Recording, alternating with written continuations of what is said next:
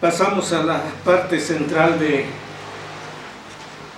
este culto, el cual es la proclamación de la palabra, para lo cual les pido que vayamos al Evangelio de Marcos. Vamos a leer del versículo 32 al 45 del capítulo 10.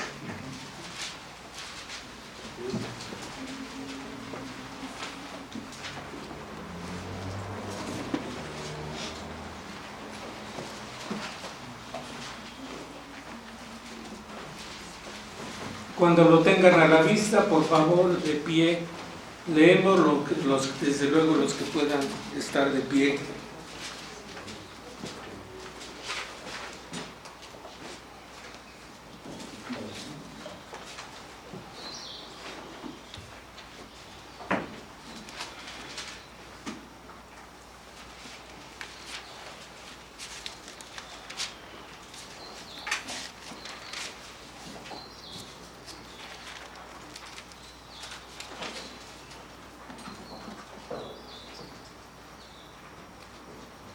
Alternadamente leemos, hermanos, por favor. Iban por el camino subiendo a Jerusalén y Jesús iba adelante y ellos se asombraron y le seguían con miedo.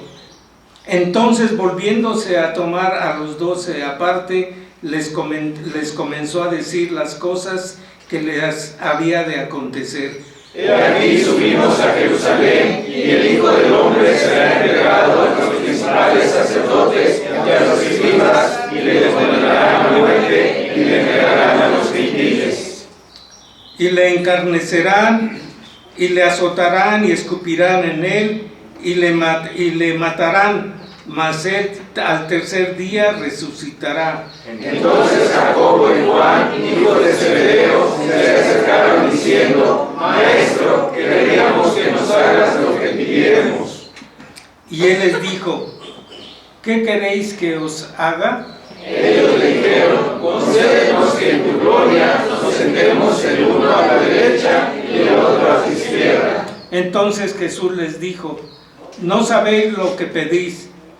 ¿Podéis beber de este vaso que yo bebo, o ser bautizados con el bautismo con el que yo soy bautizado? Ellos dijeron: podemos. Jesús les dijo: a la verdad, el vaso que yo bebo beberéis, y con el bautismo con que yo soy bautizado seréis bautizados. Pero sentaos a mi derecha y a mi izquierda, no es mío darlo, sino aquellos para quienes será preparado. Cuando leyeron los 10, comenzaron a enojarse contra Jacobo y contra Juan. Mas Jesús, llamándoles, les dijo: ¿sabéis que los que son retenidos por gobernantes de las naciones se enseñorearán de ellas, y sus grandes ejercen sobre ellas potestad? Pero no será así entre vosotros, sino que el que quiera hacerse grande entre vosotros será vuestro servidor. Y el que de vosotros quiera ser el primero será siervo de todos. Porque el Hijo del Hombre no vino para ser servido, sino para servir y para dar su vida en rescate por muchos. Amén. Entonemos la alabanza como respuesta a esta lectura, la alabanza: ¿qué es lo que quiere el Señor de mí? El himno 230 de J.H. Fillmore, y el autor es anónimo.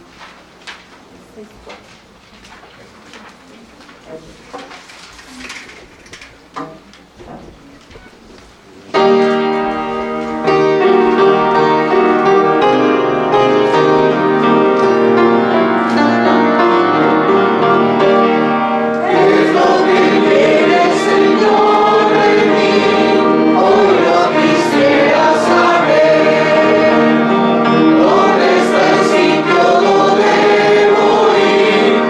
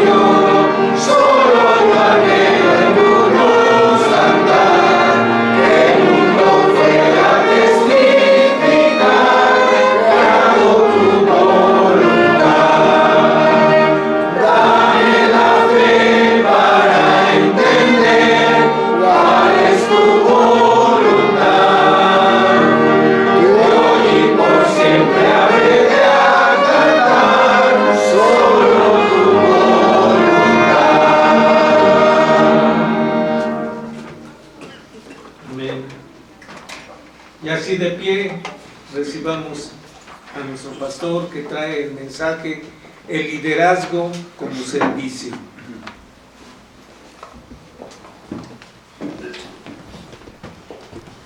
Abramos la escritura, hermanos, en 1 de Corintios, capítulo 4.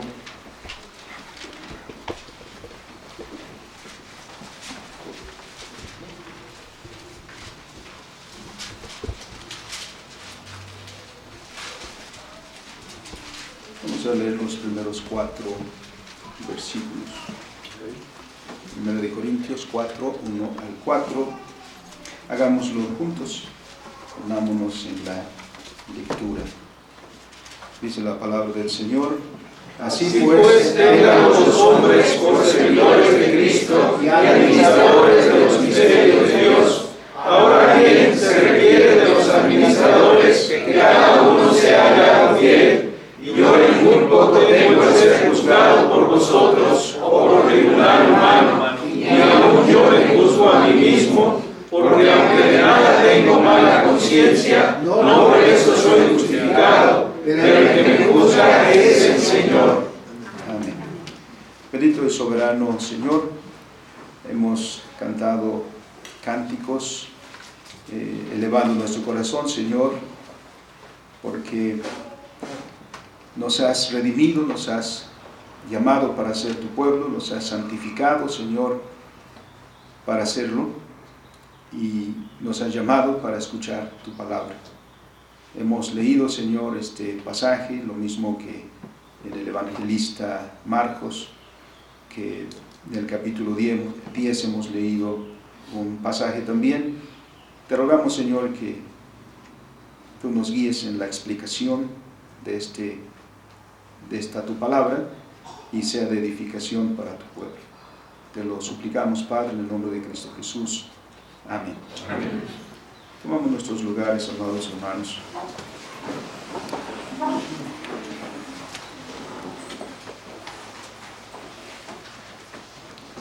Nos hemos gozado, amados hermanos, en la celebración de eventos con un significado cósmico, como solemos expresarlo, porque la redención de Dios en Cristo Jesús tiene ese alcance. La salvación en Cristo Jesús fue hecha para redimir todas las cosas, volverlas a Dios y reencauzar también su desarrollo. Por eso es que hablamos de estos dos eventos tan importantes en la creación. Primero, el acto mismo de dar origen a todas las cosas. Dios creó todas las cosas y creó todas las cosas, como dice Colosenses capítulo 1, en Cristo Jesús. Y todas las cosas las creó para su gloria y para su honra. Pero a causa del pecado, de nuestro pecado, trajimos terribles consecuencias, no solo a la vida humana, sino también de impacto para el resto de la creación. No debemos aislar los eventos de la cruz de aquel contexto de la creación, porque para entender bien la redención debemos tomar en cuenta como telón de fondo la creación. Por eso cuando hablamos de la redención en Cristo Jesús, hablamos de la recreación. El mismo Dios que creó todas las cosas de la nada, es el mismo Dios que en Cristo Jesús ha recreado todas las cosas para gloria suya. Y esos dos eventos tienen un impacto en nuestra vida, deben tenerlo en nuestra vida, porque debemos considerarnos como los redimidos en Cristo Jesús y la salvación como la restitución a nuestro lugar original para ser los administradores de la creación de Dios. Hemos celebrado entonces estos eventos de la cruz con mucho gozo, con mucha alegría, celebrando estos eventos que redundan en nuestra redención. Y es en ese contexto en el cual iniciamos hace algunos meses este tema de predicación, que es la visión. ¿Y qué sigue? Autoridad y poder, que son tres principios que deben estar presentes en el ejercicio de nuestra vocación, en el ejercicio de nuestro llamamiento. Y que están precisamente en este contexto de la creación y de la recreación. Porque originalmente fuimos creados precisamente para ser mayordomos de la creación y se nos dio al que nos referimos constantemente como el mandato creacional o el mandato cultural. La caída nos desvió, nos separó de nuestra raíz que es Dios y malversamos nuestra vocación. Seguimos en el mundo de Dios, pero nuestra cultura habla de nuestra rebeldía. Nuestra reconciliación con Dios también significa la reconciliación de todos los aspectos de la vida, por lo cual nos vuelve a la relación con Dios. Y esto es, hermanos, el tema que como cristianos debemos saber. Porque si somos llamados a vivir nuestra vocación, debemos tener un claro entendimiento de esa vocación. Porque el hecho de confesarnos cristianos no hace automáticamente que seamos cristianos en todo. Hay muchas cosas en nuestra vida que no son cristianas, que las hacemos y no tienen la justificación escritural. Y hay otras que son en rebeldía a Dios, aun cuando seamos de Jesucristo. Por lo tanto, saber cuál es la voluntad de Dios, como lo hemos entonado a manera de petición en el cántico que ha precedido, porque al leer la palabra y al venir a este punto, ese es nuestro anhelo. Señor, ¿cuál es tu voluntad? Quiero saber cuál es tu voluntad, porque quiero hacer esa voluntad en mi vida. Quiero conducir mis pasos en esa tu voluntad, porque el llamarnos de Cristo, como dijera el apóstol Pablo, implica que ya no vivo para mí, ya no soy para mí mismo, sino reconozco a un Señor en mi vida, y ese Señor de mi vida es Cristo. Eso es el principio de la vida cristiana.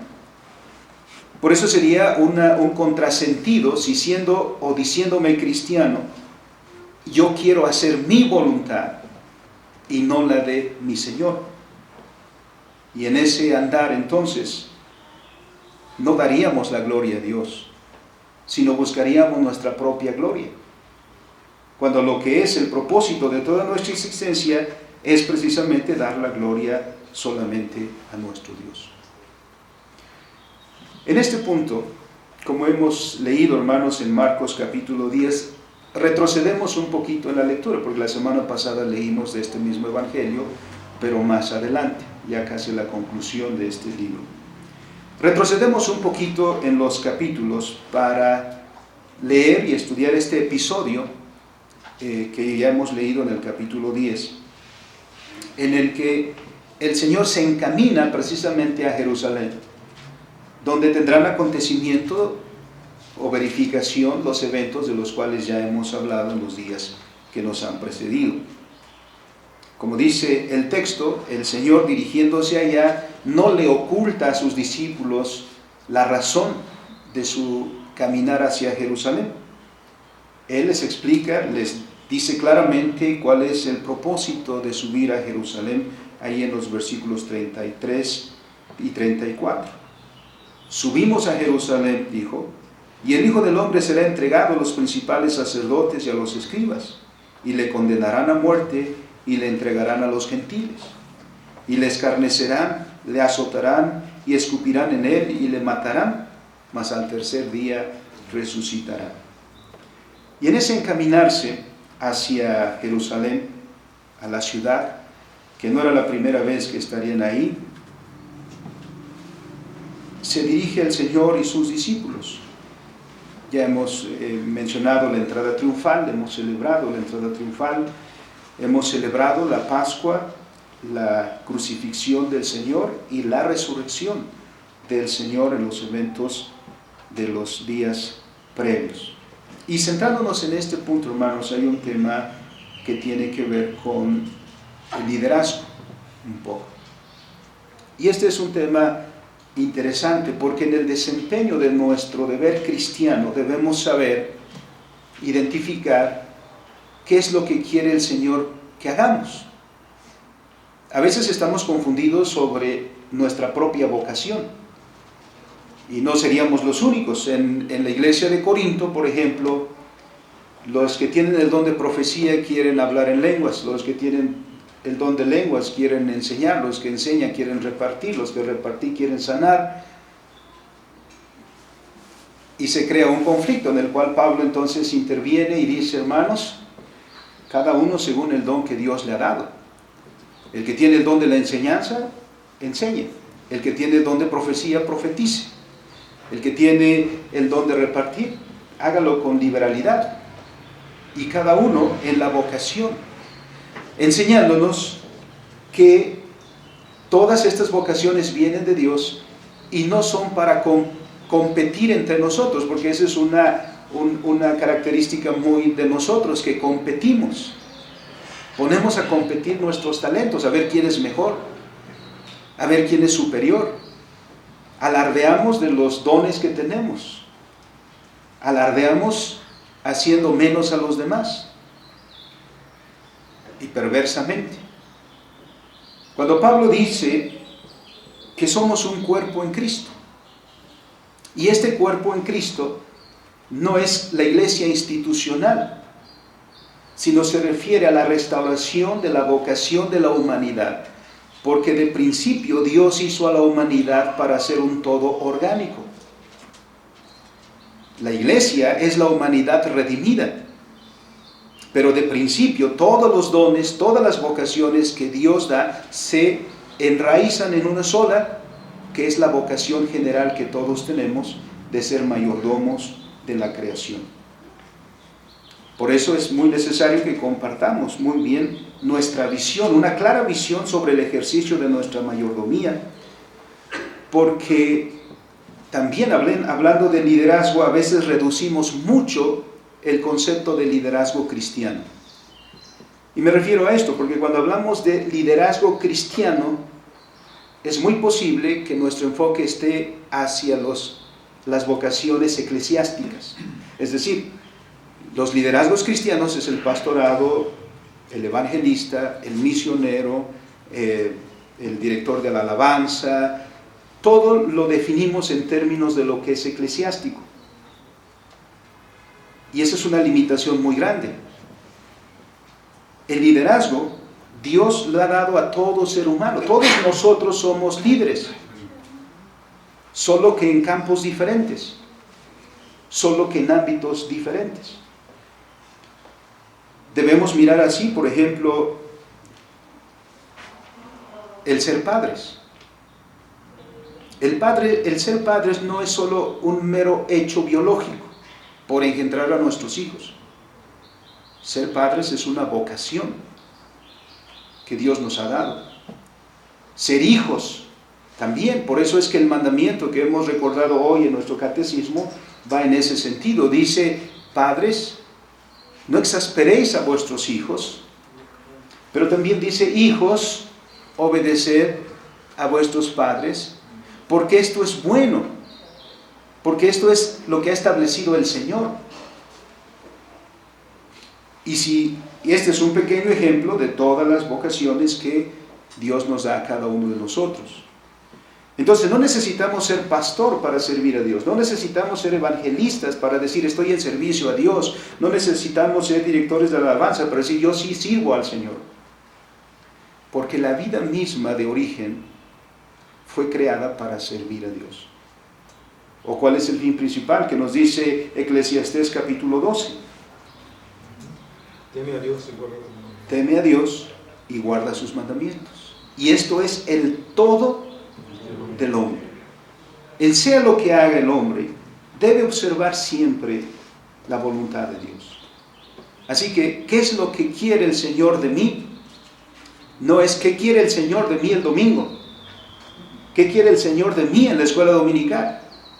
es ¿qué quiere el Señor de mí que soy padre, que soy esposo, que soy hermano, que soy hijo, que soy director de una empresa, que soy político, que soy abogado, que soy arquitecto? ¿Qué es lo que quiere el Señor de mí? Dice el cántico, hoy lo quisiera saber. Ese es entonces, hermanos, el punto. Porque Dios nos ha puesto a nosotros en donde quiera que estemos para guiar, para dirigir. Esa es la tarea del liderazgo. Dirigir y guiar. Aunque algo que resaltamos más del liderazgo es el ejercicio de autoridad y de poder. Cuando nos peleamos por el liderazgo, no estamos pensando en servir, en guiar, en dirigir, estamos pensando en mandar. Estamos pensando en ordenar. Estamos pensando en controlar. Ciertamente el ejercicio del oficio implica autoridad y poder. Pero cuando la autoridad y el poder se ejercen sin conocer la voluntad de Dios, se tornan en algo negativo. Y son más para destruir que para edificar. Y somos llamados para edificar, para construir, para hacer avanzar el reino de Dios. Y aprendemos de ese comportamiento en el liderazgo, en el de guiar, en el de dirigir, en este pasaje en el que el Señor Jesucristo mismo nos da un ejemplo de lo que significa dirigir, de lo que significa servir, enseñándonos a nosotros que la vocación cristiana, precisamente, que implica el ejercicio del liderazgo, debe ser de servicio. El pasaje históricamente nos ubica en este punto, un día, en este camino hacia Jerusalén, en estas palabras que el Señor ha anunciado a sus discípulos. Jacobo y Juan, o Santiago, que la Escritura se refiere tanto a esta persona como Santiago como Jacobo, y Juan, fueron al Señor para hacerle una pequeña solicitud, una pequeña petición. Marcos nos dice que fueron ellos dos. Mateo nos dice que su mamá los llevó. Y no que fueran unos chamaquitos, no que fueran unos niños, ¿no? Pero Calvino dice, a lo mejor estos hermanos eran un poco tímidos, estos dos discípulos del Señor. Además porque no se destacan tanto entre otros discípulos. Todos conocemos a Mateo, todos conocemos a Pedro. De esto no hay pierde. Pero Jacobo y Juan, como son dos nombres que no resaltan tanto.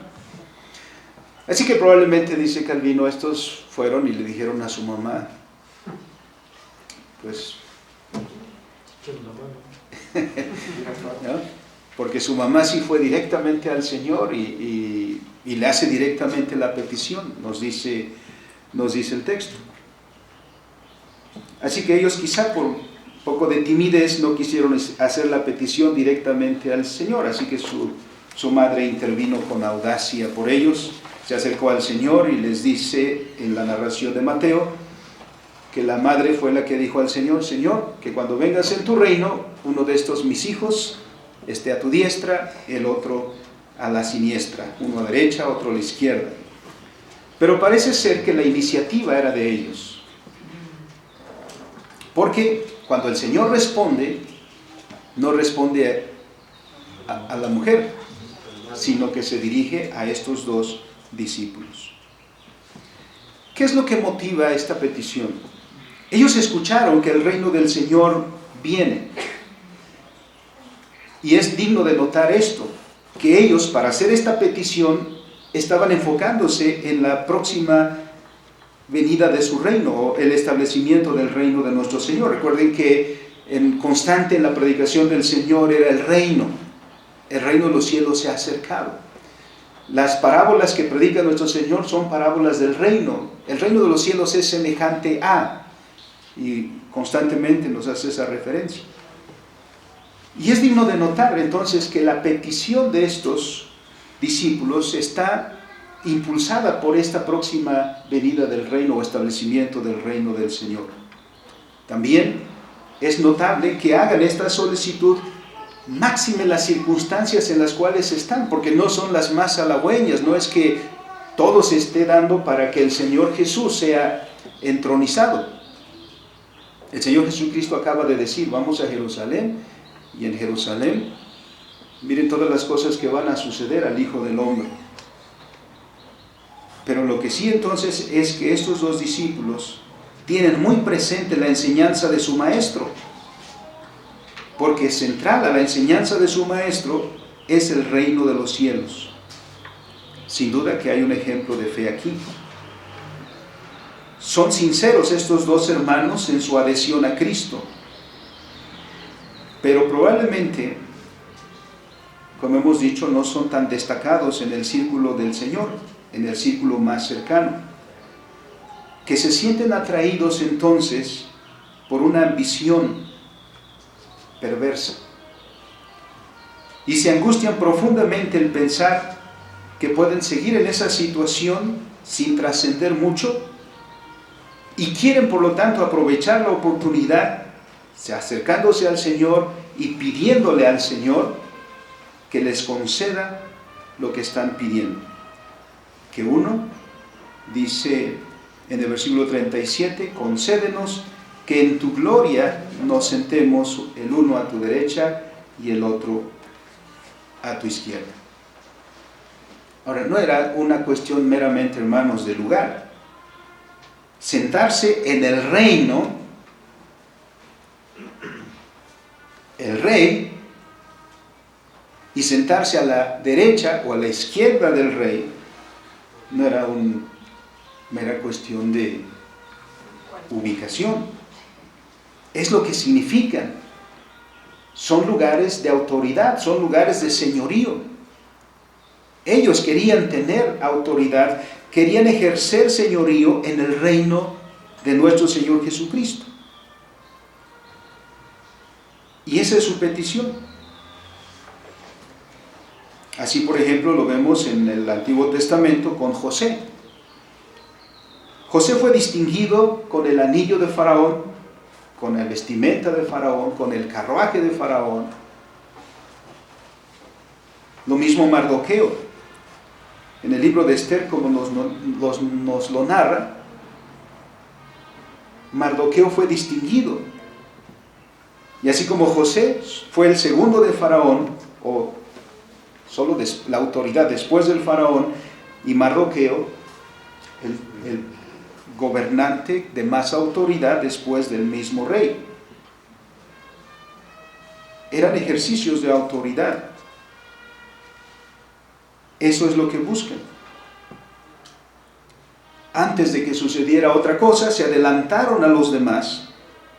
Y esta es precisamente una expresión de su ambición.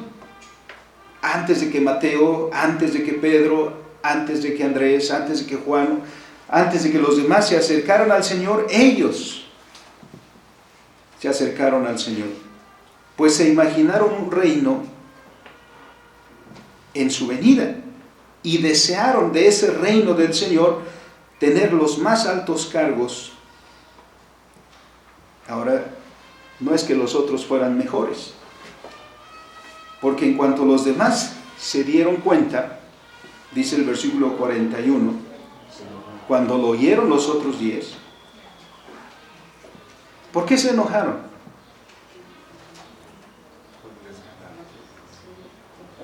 ¿Acaso porque ellos también ambicionaban tener un puesto?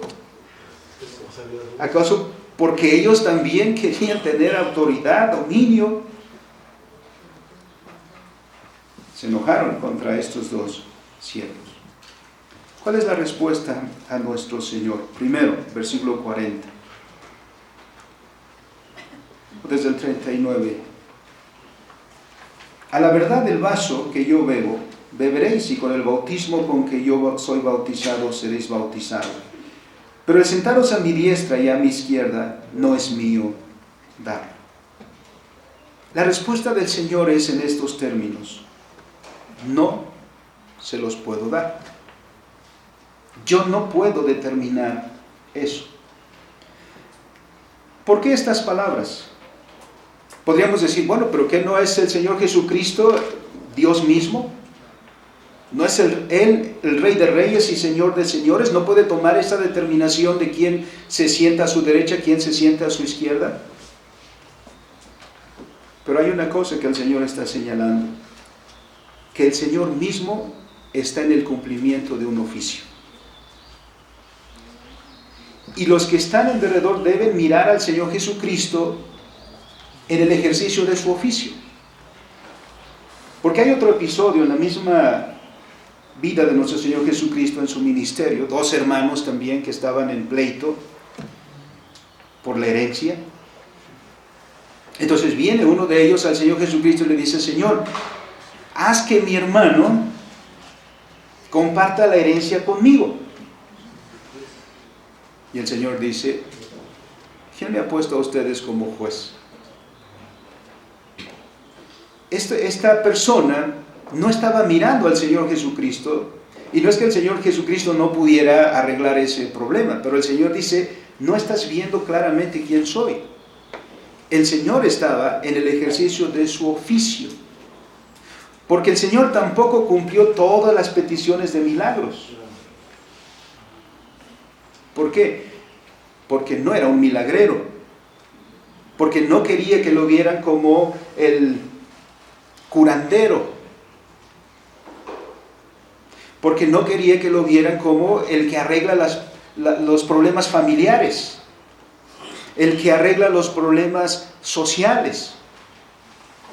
El Señor Jesucristo vino con una misión, y el Señor estaba cumpliendo esa única misión de ser el mediador, el redentor, el que nos reconcilia con Dios. Y como lo señalamos en el tiempo de la Cuaresma, el Señor estaba cumpliendo el triple oficio de ser sacerdote, profeta y rey. Así que el Señor responde, dice: eso no me corresponde a mí, no es mío darlo. Él está ejerciendo su ministerio, Él va a Jerusalén, Él va a cumplir lo que el Padre le ha mandado cumplir. En ese ejercicio de su sacerdocio, de su oficio profético y de su oficio real. No se puede apartar de ese propósito, de ese objetivo.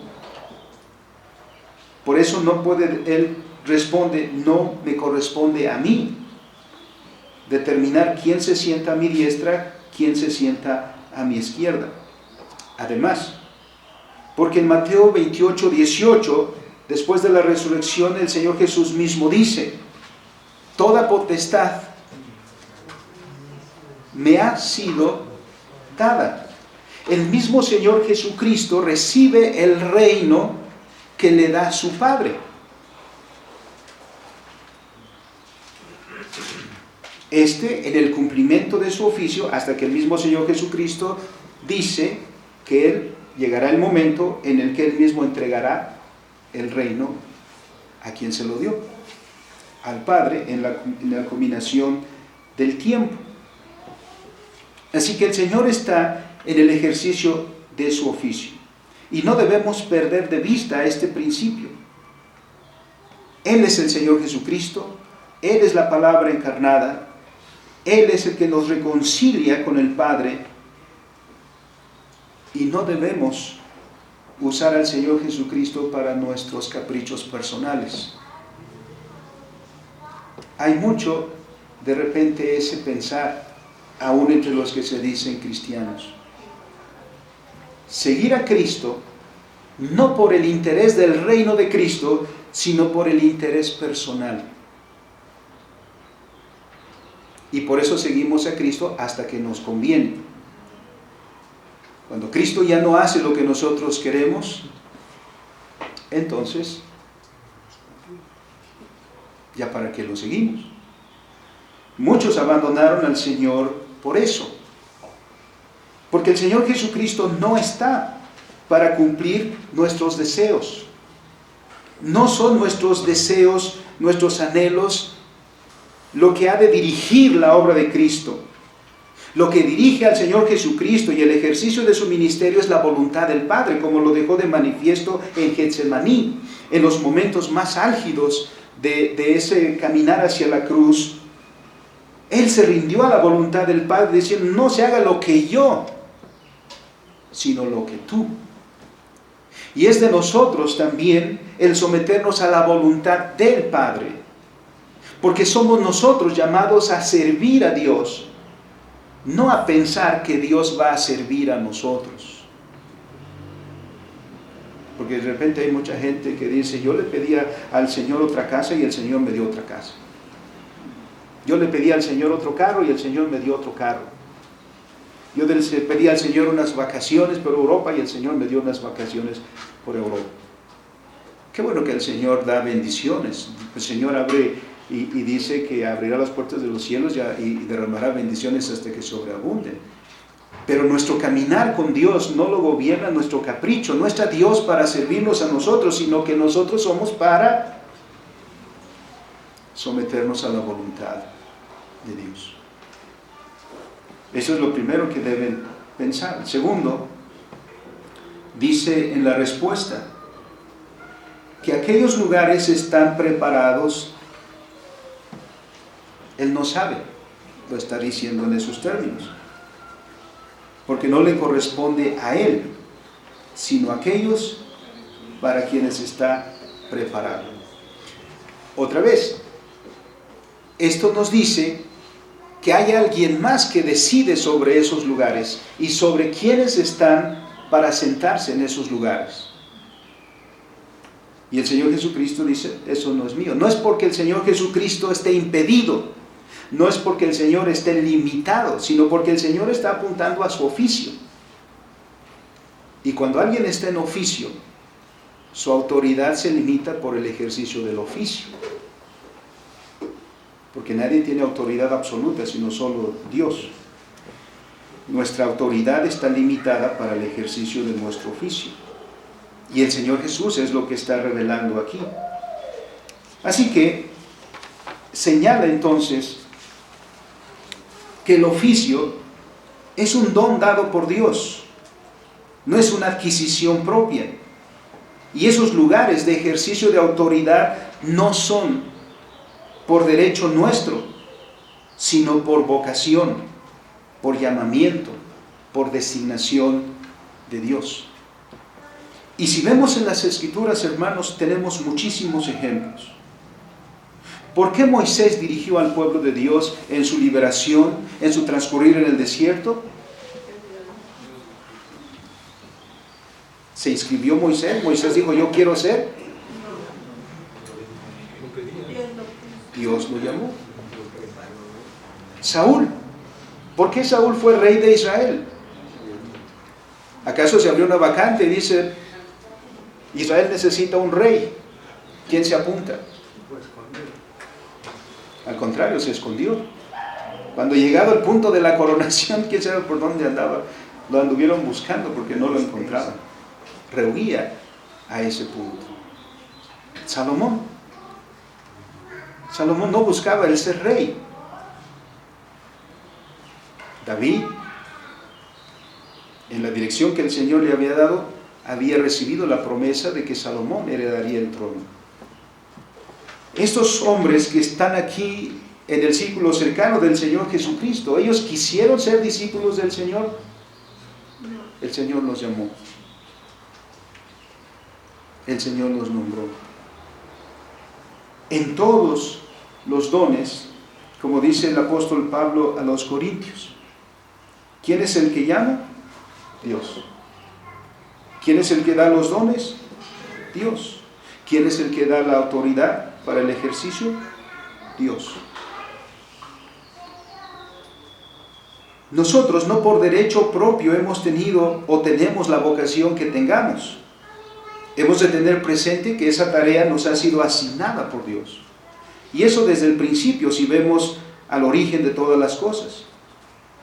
Porque todas las cosas que los seres humanos desempeñamos se derivan de aquella tarea única que Dios asignó en la creación al hombre. Dios creó al hombre diciendo, Génesis 1:26, hagamos al hombre a nuestra imagen y semejanza y señoree, ejerza señorío. El Salmo 8 nos repite esas palabras diciendo, todo lo pusiste debajo de sus pies, ovejas y bueyes, todo ello. Dios llamó al hombre a esa vocación. De esa vocación general se derivan todas las vocaciones en particular, de manera que ninguno de nosotros y ningún ser humano tiene algo que no haya recibido. Cada uno de nosotros, según la gracia de Dios que ha sido dada, tiene un lugar y una tarea. Y hemos de estar convencidos de que esa tarea y ese lugar nos ha sido dado por Dios. Por eso la vida se constituye en vocación. La misma vida es una vocación. Y el ejercicio de cada aspecto de la vida son vocaciones que Dios ha asignado a cada uno. El mismo Señor Jesucristo. ¿Por qué fue nuestro mediador? Porque a Él le asignó el Padre. Y en el día que fue bautizado, escuchamos la voz del Padre en los cielos diciendo, este es mi Hijo amado, en quien tengo complacencia, a Él oíd. A Él abran los oídos, a Él abran el corazón. ¿Por qué? Porque a Él lo he designado para esa tarea. A nadie más. Ese es el propósito y esa es la tarea que Dios ha dado a cada uno. Así que cuando vivimos y ejercemos todas esas tareas, estamos desempeñando la tarea que Dios nos ha dado a cada uno. Debemos mirar entonces cada uno de estos momentos y de estas tareas como asignación de Dios mismo para nosotros, lo cual implica responsabilidad, porque de ello vamos a dar cuentas a Dios. De nuestro deber paternal vamos a dar cuentas a Dios. De nuestro deber conyugal vamos a dar cuentas a Dios. De nuestro deber profesional vamos a dar cuentas a Dios.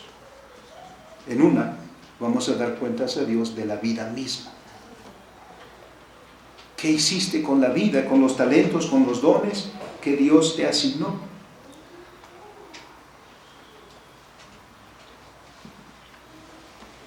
Dios en Cristo nos restituye al lugar que originalmente nos había dado, para que nosotros en nuestra vocación reconciliadora también ahora reconciliemos todas las cosas con Dios.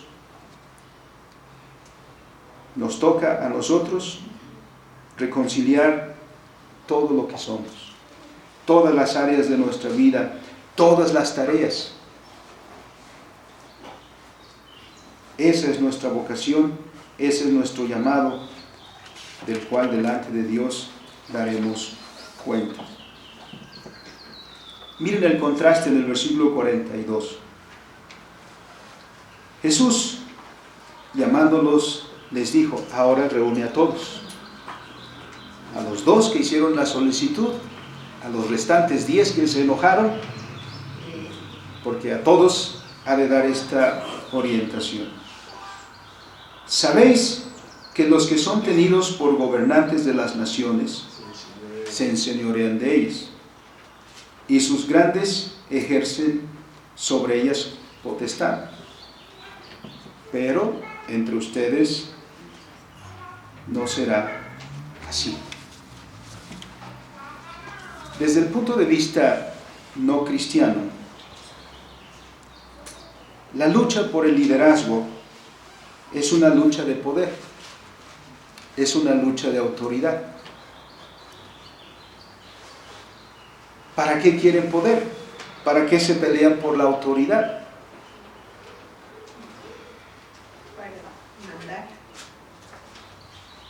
Dice este texto, ¿no? Los gobernantes de las naciones se enseñorean de ellos.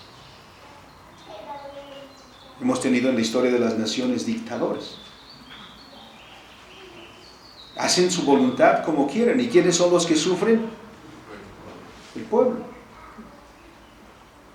Por un ejercicio erróneo del poder, de la autoridad. Y en cualquier lugar se puede hacer esto. Cuando los padres no tienen entendimiento de la voluntad de Dios, pueden ser los dictadores sobre sus hijos. Y el padre justifica únicamente a su hijo que le cuestiona: papá, ¿y por qué me castigas? Y como única respuesta dice: porque soy tu padre. Es decir, no hay más razón que el solo haberlo engendrado. No está mirando como un oficio dado por Dios y como una responsabilidad delante de Dios. A veces como padres, nosotros en el ejercicio autoritario, en lugar de acercar a nuestros hijos a Dios, los alejamos. Y en otros ámbitos también. En lugar de acercarnos o acercar a los demás a Dios por el ejercicio de nuestro oficio, de esta manera, alejamos de Dios. El Señor Jesús dice: estos se enseñorean de las naciones y los grandes ejercen sobre ellos potestad. Como he dicho, buscamos el ejercicio de la autoridad, del poder, porque no para servicio a los demás, sino para servicio a sí mismos. Por eso en la versión popular algunos dicen al Señor: no te ruego que me des, sino que me pongas donde hay. De lo demás yo me encargo. O en México también dicen que el que no tranza. Están mirando el ejercicio de lo que saben hacer solo en beneficio propio. No están mirando la gloria de Dios, no están mirando el reino de Dios, no están mirando la voluntad de Dios, no están mirando el bien de los hijos de Dios, sino el suyo propio. El Señor Jesucristo por eso dice: entre ustedes no será así. Porque dice: el que quiera hacerse grande entre vosotros. Miren qué manera de buscar el ser. Dice: los primeros. El que de vosotros quiera ser primero, el primero, debe ser el siervo de todos. Porque desde la perspectiva bíblica, la vocación es precisamente para servir. La vocación es en relación a los demás. ¿Por qué Israel necesita un rey? ¿Y por qué Dios le da un rey? Para el bien de la nación. ¿Cuál es o qué es el bien para la familia? El bien para la familia son padres sabios. ¿Cuál es el bien para una sociedad? El bien para una sociedad son familias íntegras. El bien siempre es hacia los demás, porque a veces nosotros vemos los dones nuestros solo hacia nosotros mismos, cuando el sentido de nuestros dones se los da el servicio a los demás. Es cuando miramos, por ejemplo, el que consideremos la obra de alguien, miraremos la grandeza de aquello que hace en el bien que tiene para aquellos que con él están. Así tenemos grandes músicos, así tenemos grandes científicos, así tenemos grandes artistas. ¿Qué sentido tendría si lo que hacen lo hacen solo hacia ellos? Lo que hacen repercute en el bien de los demás.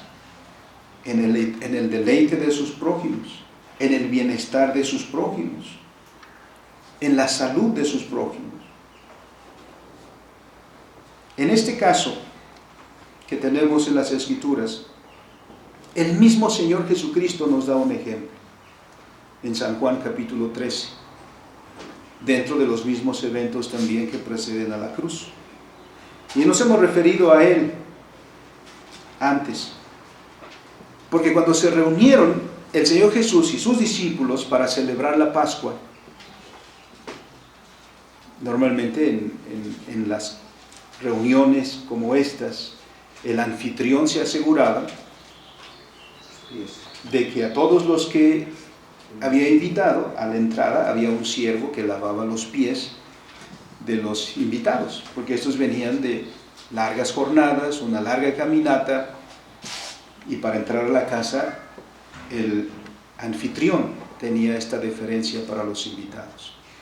Pero cuando el Señor se reunió con sus discípulos, no había nadie. ¿Qué hace el Señor Jesús entonces? El Señor Jesús mismo. ¿Por qué no lo hicieron los discípulos? ¿Por qué no se levantó Pedro? ¿Por qué no se levantó Juan? ¿Por qué no se levantó Mateo? Dijeron, Señor, falta algo. A veces esperamos que los demás hagan algo que nos hace falta. Y el Señor se levantó. Del que menos se esperaba que hiciera esto, el Señor se levantó, tomó agua, una toalla, y se arrodilló para lavarle los pies a sus discípulos. Entonces se sorprendieron. El que se resistió fue Pedro. Pero el Señor dijo, conviene que hagamos esto. Y le dio una gran lección también ahí. Pero el versículo 14, ¿qué es lo que dice? Juan 13, 14. El Señor le señala esto. Pues Si yo, siendo el Señor y el Maestro, he lavado vuestros pies, vosotros también debéis lavaros los pies los unos a los otros.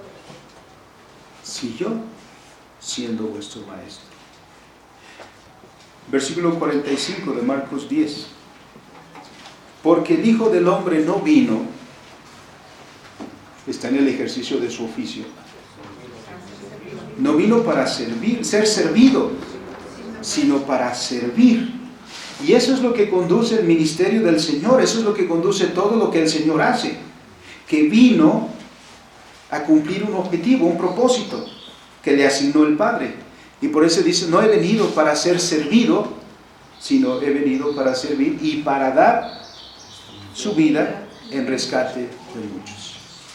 Y allí en el Evangelio de San Juan dice, si yo, siendo vuestro Maestro, he hecho esto, ¿qué quiere decir? Que lo hagan entre ustedes. Que sirvan a su hermano, que sirvan a su prójimo. ¿Por qué? Porque ese es el principio del reino de Dios. Por supuesto que en eso está implícito el ejercicio de autoridad, porque todo el que tiene oficio lo ejerce en autoridad y en aplicación que se llama poder, lo cual veremos, hermanos, en el trayecto de los siguientes domingos. Pero debemos observar entonces el liderazgo como servicio. No nos regimos por lo que se dice, por la idea humanística del liderazgo. No es en esa visión de querer pelear por el poder, por la autoridad, para enseñorearnos. El mismo apóstol Pedro recuerda en su primera epístola a los ancianos: no se enseñoreen de la grey de Dios, sino sed ejemplos de ella. Y como leímos en 1 Corintios capítulo 4, el apóstol Pablo también dice, ténganos los demás como administradores de los misterios de Dios. Es decir, todo el que es llamado a un oficio, a una tarea, lo ha sido para guiar, para orientar a aquellos a quienes Dios pone a su cuidado. Y en el ejercicio de esa tarea de guiar, de dirigir, siempre debe hacerlo sabiendo que está sirviendo a aquel que le dio esa vocación. Es decir, primero a Dios. Está sirviendo a Dios ahí. Y segundo, porque está sirviendo para el bien de su prójimo. Para eso ha sido puesto. Así que por lo tanto no nos peleamos y no entramos en ese conflicto de repente que nos preguntan, ¿y tú qué vocación tienes? ¿Y tú cuánto tiempo le dedicas al Señor? Porque cuando nos preguntan, ¿y tú qué vocación tienes? Otra vez lo limitamos a lo eclesiástico. Dios tiene vocaciones eclesiásticas y ha designado a personas para desempeñar las vocaciones eclesiásticas. Pero Dios es el Señor de toda la vida. Dios es el Señor de todas las cosas. Así que desempeña la vocación que Dios te ha dado, porque tienes una vocación y tienes un liderazgo ahí. Hazlo, míralo, obsérvalo como tu servicio a Dios. Por eso, como cristianos, el tiempo que le dedicamos a Dios es 24/7. No son 2 horas, no son 3 horas, no es cuando leo mi Biblia, no es cuando oro. Es en cuanto vivo. Porque mi vida es servicio constante a Dios y a su reino, y en el contexto de su reino, a mi prójimo. El mundo enseña que el liderazgo es para enseñorearse. Y como decía aquella canción, follow the leader. Bueno, algunos no lo saben porque es ya viejita parece. ¿No? Lo cantaba un artista que se llamaba El General, pero ya hace algunos años, ¿no? Se volvió famoso. No es para eso, sino es para el ejercicio de servir a nuestro Señor en las tareas que todos tenemos. Porque las tareas que tenemos nos han sido asignadas. Ejerzámoslas con responsabilidad, con amor a Dios, con amor a nuestro prójimo, que en eso estamos volviendo a los principios de la creación para gloria de nuestro Señor. En adelante desarrollaremos algunos puntos muy esenciales en esta comprensión de la visión, autoridad y poder desde la perspectiva bíblica. Pero hemos querido comenzar o recomenzar, porque ya lo tomamos, recuperar en este contexto para los próximos domingos. Oremos al Señor. Bendito es soberano Dios y Padre.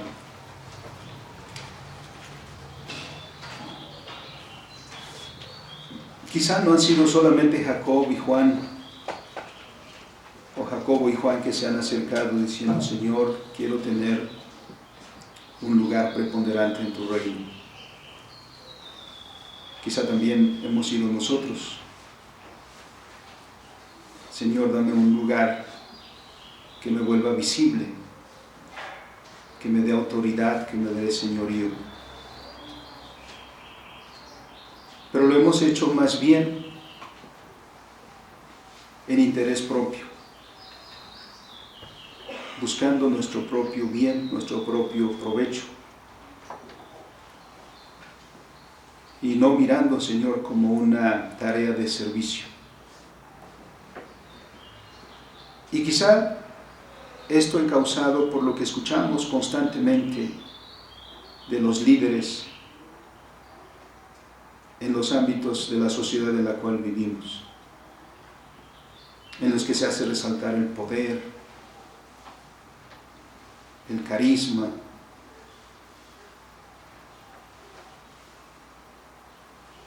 la personalidad, y dejamos dejamos de ver, Señor, tu reino. En contraposición, tu palabra nos enseña que todos tenemos un lugar asignado por ti para ejercerlo en servicio. Primero a ti que nos das la vocación, porque a ti corresponde, Señor, dar el lugar y la tarea a cada uno de nosotros. Y segundo, para ser de servicio a nuestro prójimo. Y nuestro Señor Jesucristo mismo nos enseñó con este ejemplo que hemos recordado del capítulo 13 del Evangelio de Juan. Servicio. Nuestro Señor, en el ejercicio de su oficio, enseñó que no había venido para ser servido, sino para servir. Y se entregó en ese servicio hasta el fin. Él mismo dijo que su oficio implicaba morir por muchos, entregar su vida por muchos. Y entre los muchos, Señor, estamos nosotros. Y estos muchos también han recibido, Señor, una vocación, un llamado, el cual debemos ejercer, Señor, con entrega, con dedicación, con servicio. Porque la tarea que nos asigna, Señor, no es para engrandecimiento nuestro, es para tu gloria, para tu servicio. Sea pues, Señor, nuestro servicio en el lugar y la tarea que tú has asignado a cada uno de nosotros en este tenor. Y sea tu nombre glorificado, Padre, desde ahora y para siempre. Amén.